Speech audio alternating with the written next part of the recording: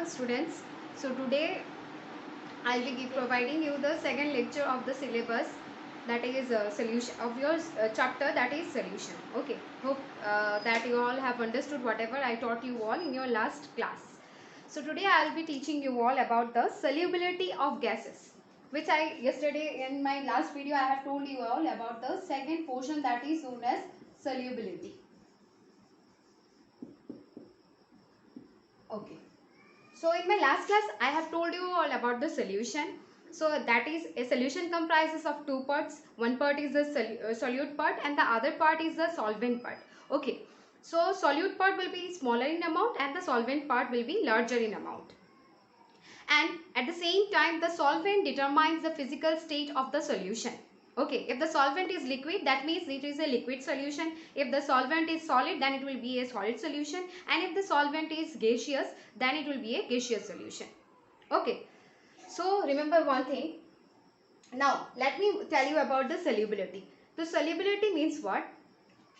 Solubility means the maximum amount of solute that can be dissolved in a solvent, particular solvent at some specified temperature. Okay, you can say that solubility means maximum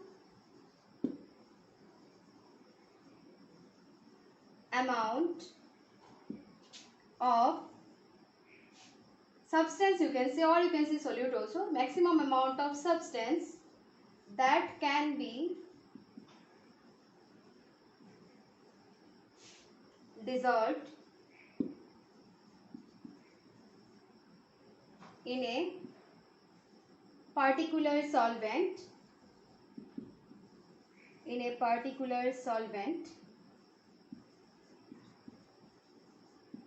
at some particular temperature, or you can say at specified temperature. Okay, for that the temperature will be provided.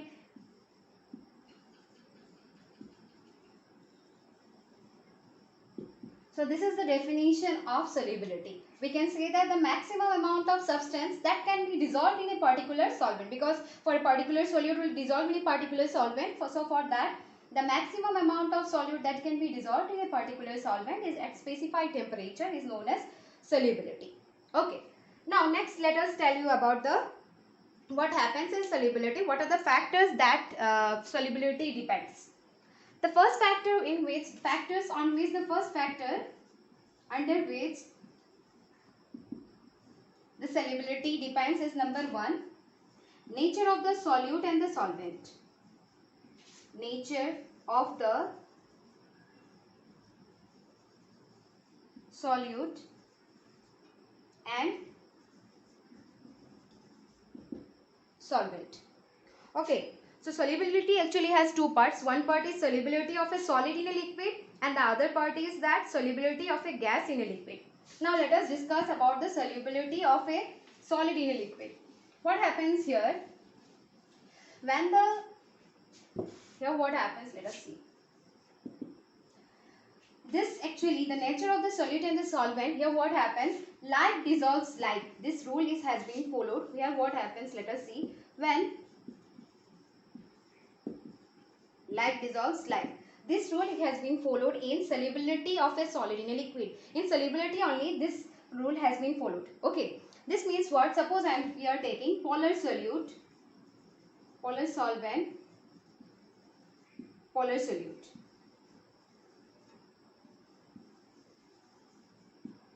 Okay. The polar means you know positive and the negative part means the positive charge and the negative charge, cation and the anionic part. So polar solute will dissolve in polar solvent. Okay. Polar solute will dissolve in polar solvent. Similarly, non-polar solute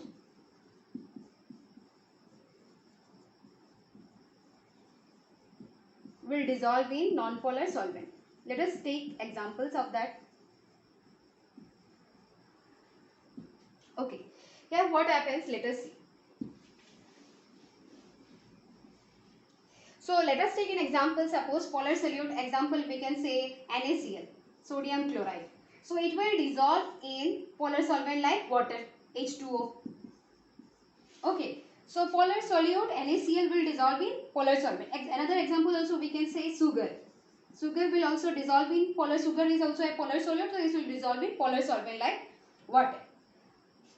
Here also non-polar solute we can say CCl4, carbon tetrachloride, or you can say naphthalene, anthracene. This what will happen will dissolve in polar non-polar solvent like benzene you can say. Okay. So this means what? From this we can say that like dissolve means what? Like things will dissolve in, means like solute will dissolve in like solvent. Not polar solute will not dissolve in non-polar solvent. Neither do the non-polar solute will dissolve in polar solvent. Okay, that means for CCl4 will not dissolve in water, and at the same time NaCl will not dissolve in benzene. So this rule has been followed in the nature of the solute and the solvent, that is like dissolves like. Okay. Under this, another thing I will discuss, what is dissolution. Okay. So about dissolution, what I will say, what is dissolution, you need to understand this. Here what happens, when a solid solute is dissolved in a solvent, liquid solvent, when a solid solute is dissolved in a solvent, that is you can say liquid only, because we are considering the solubility of a solid in a liquid. So when a solid solute is dissolved in a solvent, some solute particles will dissolve, some solid particles will dissolve. Okay. Some solid particles will dissolve, and then the concentration increases, and the concentration of the solution increases.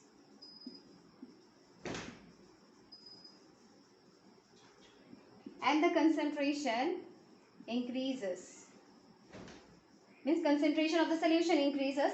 This process is known as dissolution. Okay.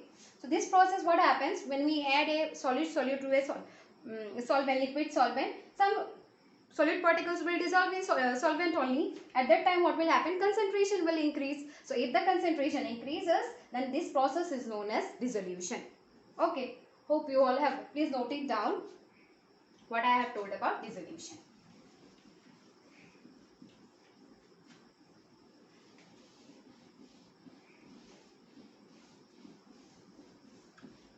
Next, let us tell about the saturated solution and unsaturated solution. Okay, saturated solution and unsaturated solution. Okay, let us take an example of chocolate powder dissolved in milk. Okay, what will happen here? Saturated solution mane ki hoy maximum amount of solute jeta it is not capable of being dissolved. Okay, the maximum amount of solute that is capable of being dissolved means at some temperature ki hobe, beyond that temperature the solute will not be able to dissolve in a solvent. So that is known as what? Saturated solution. Means it is a solution, we can say the solution in which the maximum amount of solute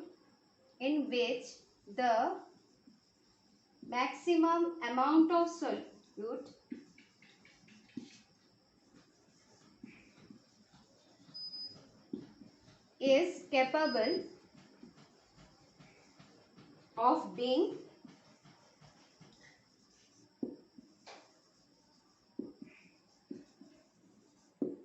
okay. So this is the definition of saturated solution. Means at a particular temperature dawa thakbe, beyond that temperature the solute will not be able to dissolve in that solvent. Okay, let us take an example. We can say chocolate NaCl in water. What will happen at 20 degrees centigrade? Jodi hame 20 degree centigrade nahi, what will happen at 20 degree centigrade? The maximum amount of NaCl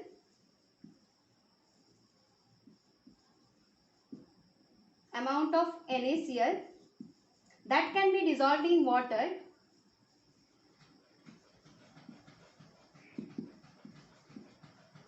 that can be dissolved in 100 gram water, we are taking as 100 gram water, is 36 gram. Means a particular temperature the maximum NaCl means যত 36 গ্রাম NaCl dissolve হতে পারবে 100 গ্রাম ওয়াটারের মধ্যে, এর থেকে বেশি suppose we are taking it as 40, no it will not dissolve. Okay, that is known as what? Saturated solution. It is the maximum amount that will be dissolved in a particular solvent. Okay, so I hope you all have understood. Another example also we can say that in your day-to-day life, adding a chocolate powder to the milk. Okay, so it will not dissolve. So that is an example of saturated solution. Now next, unsaturated solution.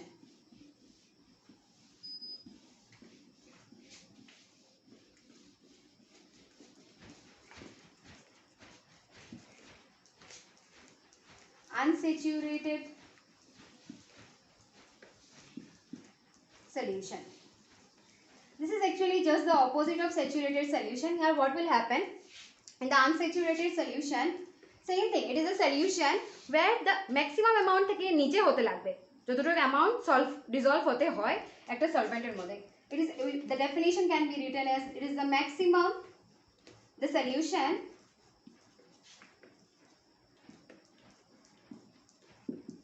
in which less than the maximum amount of solute, less than the maximum amount of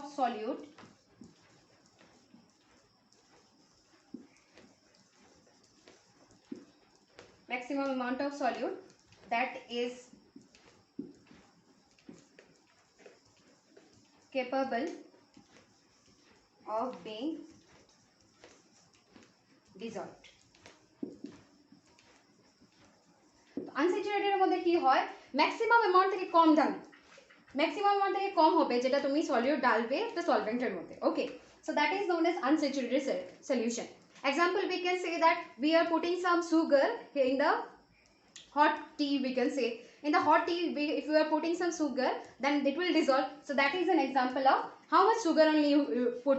If you put a full spoon of sugar, that also will dissolve in the hot tea. So that is an example of unsaturated solution. Okay, I hope you all have understood. Example I can write as adding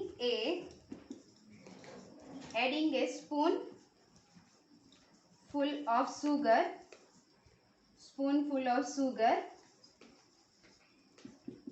in hot tea, or you can say coffee also. If you are adding a full spoon of sugar in hot tea, that is also an example of unsaturated solution. Okay, so this was about the nature of the solute and the solvent.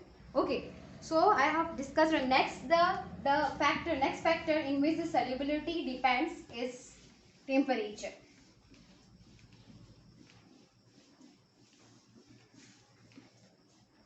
Okay, so here what will happen, the second point which we need, this in the second factor we can say, the second factor in which the solubility depends is temperature. Oh, here actually what happens, it is, you got in your last year syllabus, in your first year syllabus you got about the chemical equilibrium. The method, the principle which we follow here is the Le Chatelier's principle, which we got in your chemical equilibrium chapter in your first year syllabus. Okay, so here actually what happens, solubility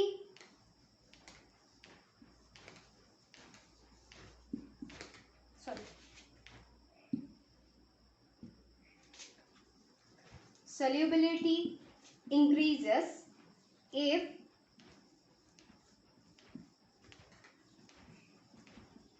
temperature increases only when the cellular process is an endothermic process. Okay, so in the endothermic process, heat is what? In the endothermic process, del H mixture, that means what? Del H mixture will be greater than 0.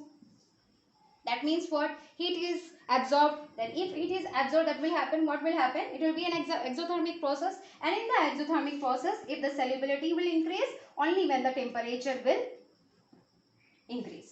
Now next, if it is like exothermic process, if it is an exothermic process, that means what?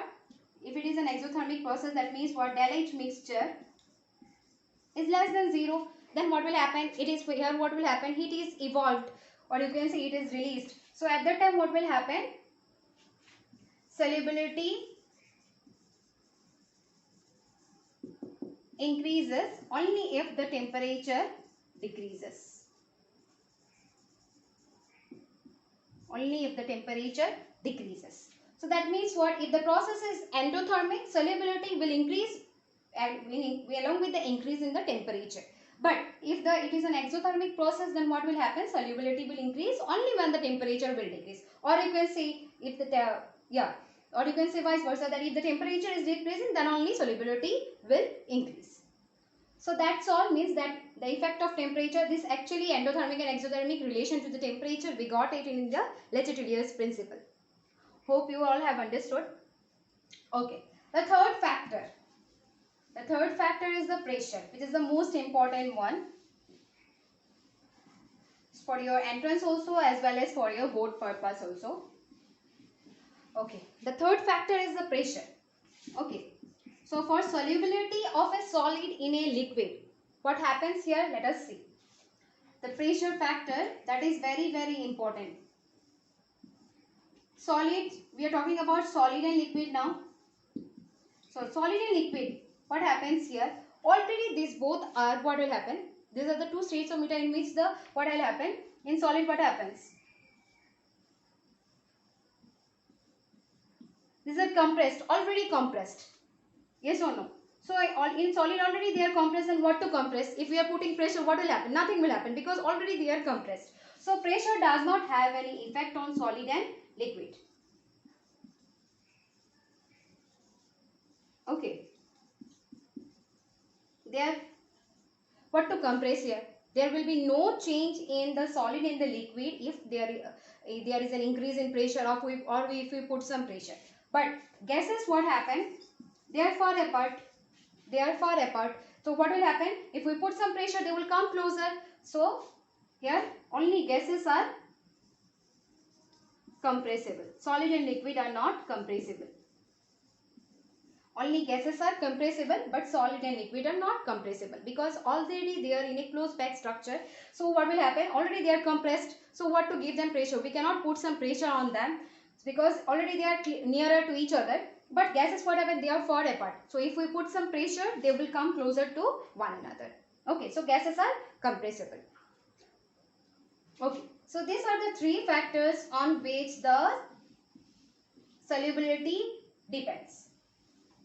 Now next, let us talk about the solubility of a gas in a liquid, which in short we can say Henry's law, special Henry's law, because especially Henry's law is applicable to solubility of a gas in a liquid.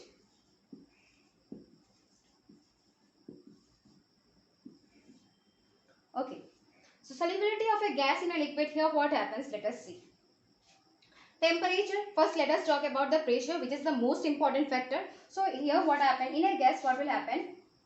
So about the pressure, let us talk. Pressure effect.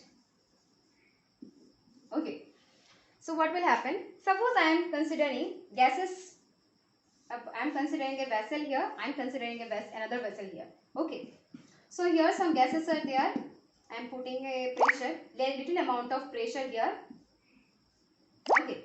So what will happen? Less amount of pressure will be there. So suppose I am giving W1 and some gases are there. They are far apart from it. Okay. So this is a liquid. In figure 2, suppose I am putting some extra pressure. Okay, more pressure. And here is the liquid and the gases will be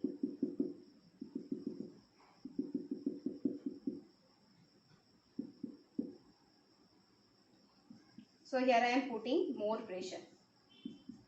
3 weights we are putting, W1, W2 and W3. So from the figure 1 and 2, you can clearly distinguish what will happen, what is happening.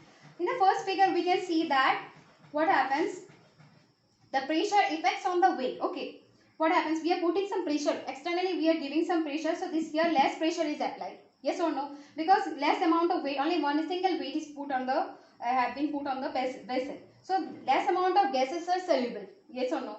In the next figure, in the second figure, we can see more amount of weights have been put. That means more amount of pressure has been given. So they are more compressed. Then what will happen? More number of gases will be dissolved in the water, or you can say in the liquid. So this clarifies that pressure is directly proportional to solubility.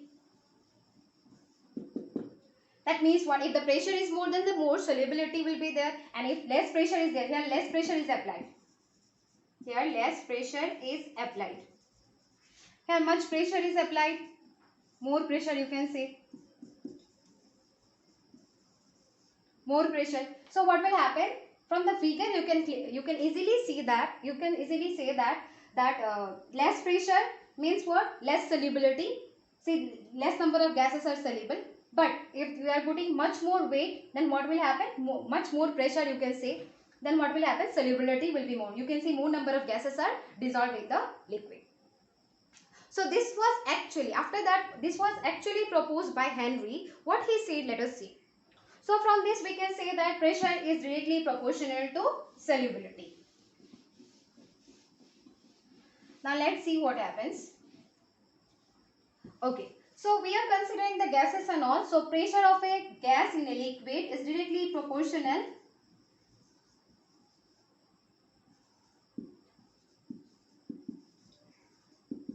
to the solubility of that gas, okay, in a liquid. So from here what we can see that in Henry's law, what he proposed, what he said about the Henry's law, what he said in this law is that when the partial pressure, here we will consider the partial pressure, because for individual gases there will be individual pressure. So if there are different number of gases, so there will be partial pressure. Each individual gases will be having some particular pressure.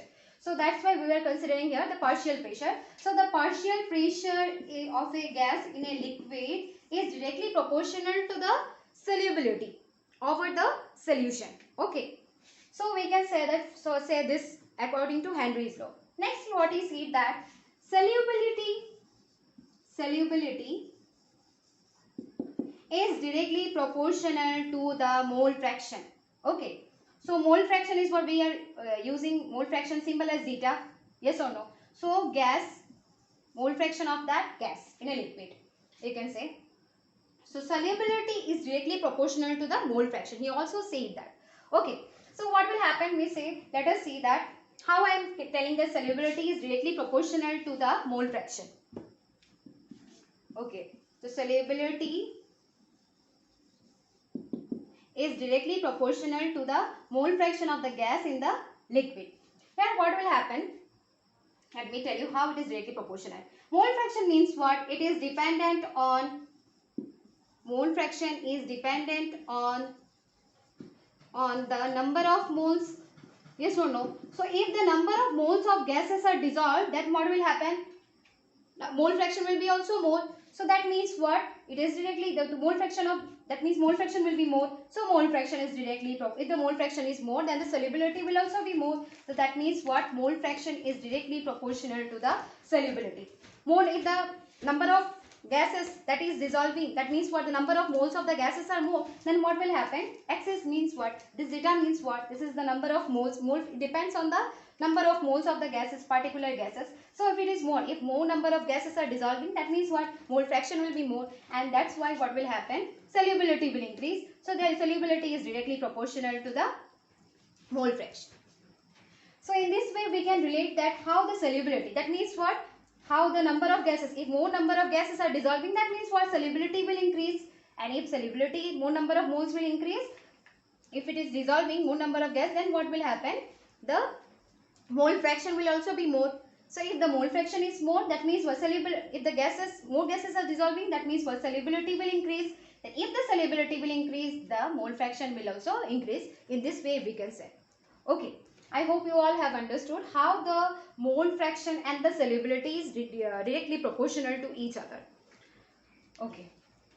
So lastly what he said, that Henry proposed that the partial pressure of a gas in a solution, of a gas in a liquid, is directly proportional to the mole fraction of the gas in a liquid. Okay. So what will happen? Now after that what he said, that P of gas is equals to Kh into zeta of that gas. Okay. So here Kh is what? Here Kh is the Henry's constant. Okay. So the Henry's law that has been proposed. What he proposed, Henry, what he said, that Henry told that the partial pressure of a gas is directly proportional to the mole fraction of the gas over the solution. Okay. So this has been proposed by, this is known as Henry's law, which is the most important topic of today's lecture. Okay. So this has been proposed by Henry. Now, KH is having a different, KH does not have any specific value. KH is having the unit as ATM bar, or you can say mm of Hg. KH, which is known as Henry's constant, it is having unit as ATM also, you can say bar also, or you can say mm of Hg. Okay. So KH has unit ATM bar mm of Hg. That means partial pressure, the same as the unit as partial pressure. But it does not has any specific value. We don't have any specific value for Henry's constant. Some constants have some specific value. We got it in physics also we got it. The Boltzmann constant has some value. Universal gas constant has some value. But KH does not have any specific value. Okay, it will be varying because for different gases, suppose I am considering at 20 degrees centigrade, the partial let us consider the KH value for helium. KH value for helium is 140. Okay, for hydrogen it is 75. For oxygen it is 35. Okay, so like this, that means what? If the KH value is more, then what will happen? If the KH value is 140, KH value is 7. From this we can understand that if the KH value, we know that KH, from this relation we can find out what is KH. KH is equals to P of gas divided by X of zeta of gas, that gas in the liquid. Here P of gas, that gas over the solution, or you can say over the solution. Yeah, you can say over the solution. So KH is inversely proportional to zeta. That means what? What will happen? If KH is more, that means what? The mole fraction will be less. Then if the mole fraction is less, that means what? Solubility will be what?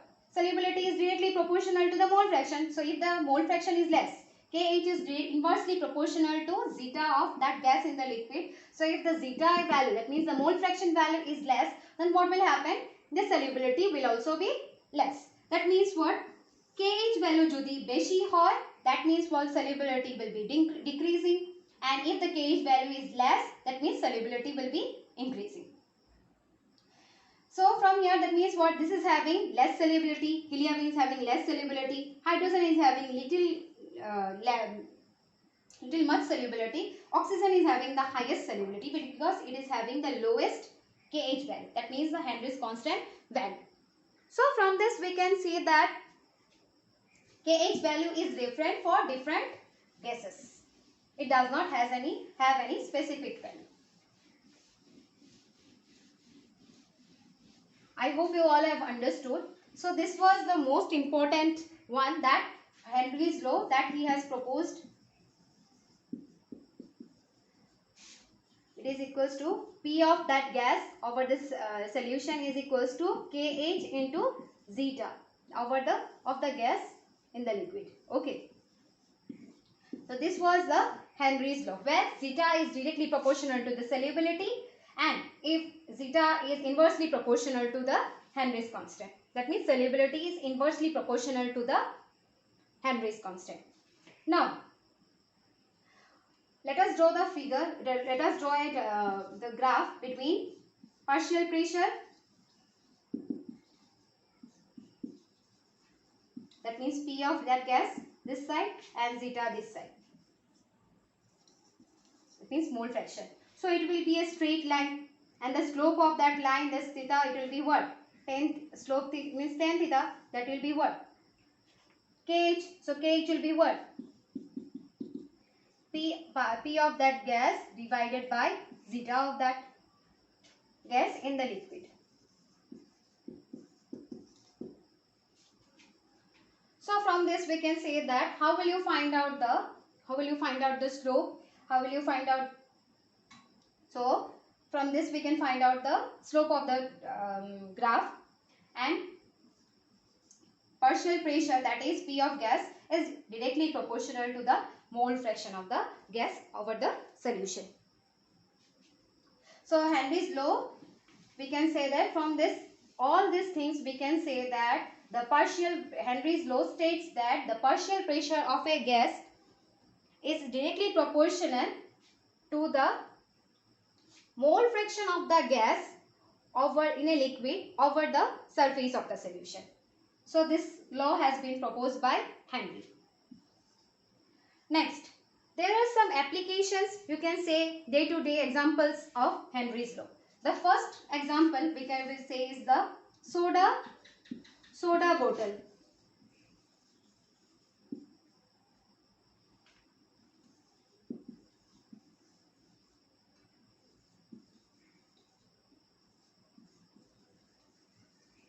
So here what happens? Soda bottle fizzes out when it is open. What will happen? Soda bottle means the cold drinks water bottle, we can say. So soda water bottle, what will happen? Suppose I am drawing.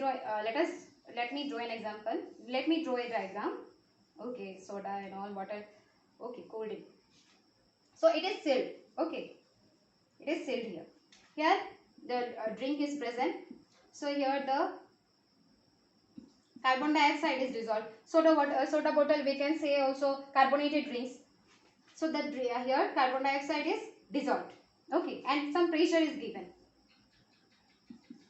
Some pressure is given.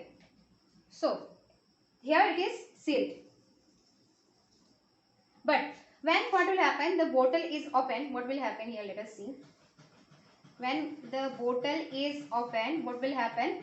The carbon dioxide which is present is not dissolved. In the first diagram, what we are seeing, observing that the carbon dioxide is dissolved. Yes or no? In the carbonated drinks also, we call the soda water drinks or soft drinks as carbonated drinks also. But here what will happen? When we open this one, when we open this bottle, what will happen? All the carbon dioxide will come out. Okay. It will not remain dissolved. It will come out. And what will happen? The pressure will fall down. Here pressure is more. Here pressure is more. But here what will happen? Pressure will fall down. Then if the pressure is falling down, that means if it is less, then what will happen? The solubility will be less because pressure is directly proportional to the solubility. So that's why what happened, whenever we bring a cold drinks bottle and all, we will see that it is sealed under high pressure. Because if we know that it is sealed under high pressure because the carbon dioxide is dissolved under it. If we are opening it, then what will happen? Carbon dioxide will no more be dissolved under that. Okay. So this was the first example. The soda water bottle fizzes out when it is opened. Next, second example. Second day-to-day example, we can say that. The second example which we are telling, it is about the scuba divers. Okay. Or you can say that, or you can say deep sea divers.